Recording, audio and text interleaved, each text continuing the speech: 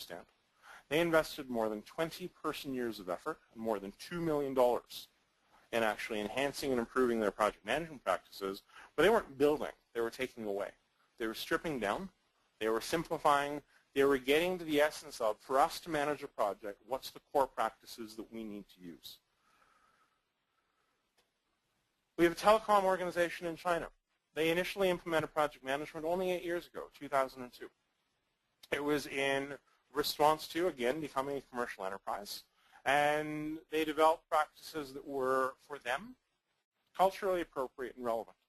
Their current implementation was in 2006, where they integrated practices that were defined and established for them, or defined and imposed on them, really, by the parent organization that had just acquired them.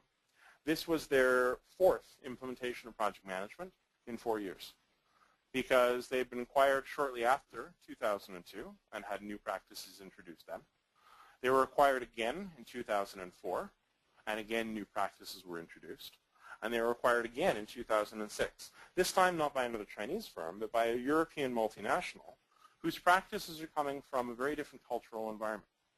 And that's why at this point this organization is at a value direction of 0. We don't know how well this particular implementation is going to work.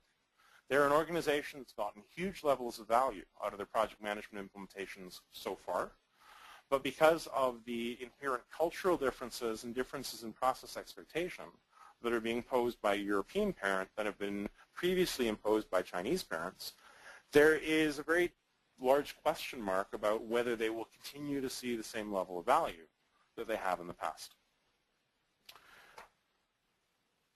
What they recognize is project management has had a huge impact in the past. It's contributed to team building. It's contributed to work